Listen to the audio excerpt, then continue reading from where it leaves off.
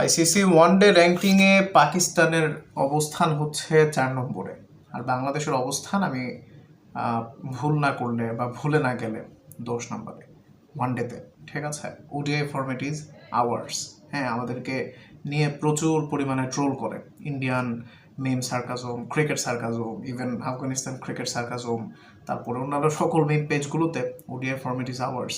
এই কথাটা আমরা একটা সময় বলতাম, সেই 15, 16, 17 চ্যাম্পিয়ন্স ট্রফির সেমিফাইনাল খেলা, ওই সময়টা পর্যন্ত আমরা আসলে এই কথাটা বলতাম এবং সেটা ভ্যালিড ছিল। তারপর থেকে আসলে 19-এর ওডিআই বিশ্বকাপে আমাদের উপর যে প্রত্যাশা ছিল, আমাদের নিজেদের তো ছিলই, অন্যান্য অনেক ক্রিকেট বোদ্ধারাও, যেমন 2023 সাল কিংবা 24 সালে টি-20 বিশ্বকাপ, 25 সালে টি-20 বিশ্বকাপ কিংবা এশিয়া কাপের সময়ে ভারতের প্রখ্যাত কুখ্যাত ক্রিকেট অ্যানালিস্ট আকাশ চোপড়া, তিনি আমাদেরকে নিয়ে অনেক তির্যক মন্তব্য করেছেন। বাট একটা সময় তিনি আমাদেরকে অনেক হাইলি রেটও করেছিলেন। সেই সময়টা হচ্ছে 2019 সালে। তিনি বোধহয় আমাদেরকে সেমিতে দেখেছিলেন বিশ্বকাপের আগে। তবে আমরা খুবই হতাশাজনক একটা বিশ্বকাপ কাটিয়েছিলাম। আমরা শেষ ম্যাচে পাকিস্তানের বিপক্ষে জয় পেলে 5 থেকে হয়তো বিশ্বকাপ শেষ করতে পারতাম, সেটা আমরা করতে পারিনি। আমরা সেই ম্যাচটা হেরেছিলাম। শুরুটা করেছিলাম দুর্দান্তভাবে। আমার মনে আছে এখনো সেই 2019 সালের সময়টাতে আমি আসলে রেডিও শুনতাম, কারণ আমার বিনোদনের একমাত্র মাধ্যম ছিল রেডিও। আর আমাকে স্মার্টফোনের অ্যাক্সেস দেওয়া হয়নি এসএসসি পাস করার আগ পর্যন্ত। ঠিক আছে, তা আমি রেডিওতে বিভিন্ন শো শুনতাম, ইংলিশ অ্যান্ড ক্যারিয়ার আড্ডা উইথ হাবিজাবি, অনেক ধরনের শো শুনতাম। রাতে আবার রমজান মাসে আপনার শুনতাম যে ইসলাম ও জীবন জিজ্ঞাসা, মাসুম বিল্লাহ বিন রেজা একজন হুজুর ছিল, তিনি থাকতেন, থাকবো ঠিক 1টা পর্যন্ত। তারপরে ভূত এফএম শুনতাম, তারপরে কুয়াশা শুনতাম। ওই সময় মোটামুটি অনুষ্ঠানগুলো ছিল। তারপর আর জি কিবরিয়ার জীবন গল্প শুনতাম। তারপর আপনার খেলার একটা স্পেশাল শো হতো, সেখানে নট আউট নোমানের নোমান ভাই কথা বলতেন। তারপর আরও কয়েকজন ভাই কথা বলতেন। তো নোমান ভাইয়ের একটা কথা আমার সবসময় মনে থাকবে, বা তার ওই কথাটা আমার ভালো লেগেছিল।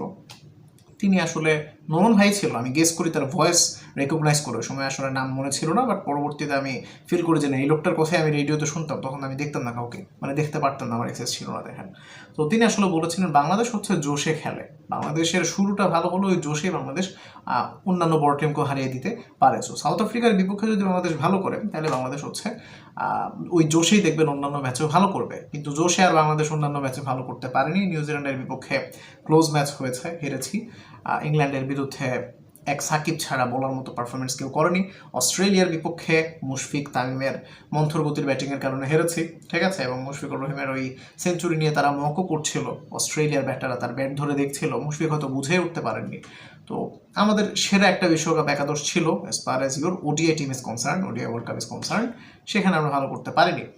যাই হোক, তো এই সমস্ত জিনিসের কারণ এরপর থেকে আপনার 20, 21, 22, 23, 24, 25 এই সময়টার মধ্যে আমরা শুধুমাত্র 22 সালে ভালো টাচে ছিলাম সাউথ আফ্রিকাকে। সাউথ আফ্রিকার ঘরের মাঠে যে আমরা ওডিআই সিরিজ হারিয়েছিলাম, হ্যাঁ, আমরা ইন্ডিয়ার মোটামুটি একটা ভালো ব্যাটিং লাইন আপকে ঘরের মাঠে হারিয়েছিলাম। বোলিং লাইন আপটা সি ক্যাটাগরি ছিল, তবে আমরা ভালোই খেলছিলাম। কিন্তু 23 সালের ওডিআই বিশ্বকাপ থেকে আমাদের দলটা টাচে নেই, ওয়ানডে দলটা একেবারে জঘন্য অবস্থা। তো এই কারণে আমাদের র্যাঙ্কিংয়ের অবস্থাটাও মাশাআল্লাহ খুবই ভদ্রস্ত না এই মুহূর্তে। ঠিক আছে, সো পাকিস্তানের র্যাঙ্কিং হচ্ছে 4 র্যাঙ্কের একটা টিম। আপনার কথা আমি মেনেই নিলাম যে তারা বি ক্যাটাগরি পাঠিয়েছে বাংলাদেশকে দেখে, তাও তো ভাই ওদের র্যাঙ্কিং 4 র্যাঙ্কিংয়ে থাকা একটা দলের বি ক্যাটাগরির প্লেয়াররা হয়তো খারাপ না, তাই না? তাদেরকে হারাতে পারলেও তো খুব একটা আপনার আফসোসের কারণ হওয়া দরকার নেই। পাকিস্তানের বি ক্যাটাগরির দলকে হারিয়েছে, যেটা হবে আর কি। আজকে হেরে গেলে তো বলবে আরে পাকিস্তানের বি ক্যাটাগরির দলের সাথেও পারে না, আর জিতে গেলে বলবে যে আরে পাকিস্তানের বি ক্যাটাগরির দলের সাথে জিতে এত ফালাফালির কি আছে, ঠিক না? তো এই ধরনের কথাবার্তাগুলো বলবেন না। দলটা আপনার, দলটা আমাদের, এবং দলটার আসলে এই মুহূর্তে বাইলেট্রাল সিরিজগুলোতে জয় খুবই দরকার সরাসরি বিশ্বকাপে কোয়ালিফাই করতে হলে। না হলে ভাই 27-এর ওডিআই বিশ্বকাপ খেলতে হবে না। ঠিক আছে, সো জয় পরাজয় থাকবেই, দলটাকে সাপোর্ট করুন। একটা shitty video, thanks for watching, আসসালামু আলাইকুম।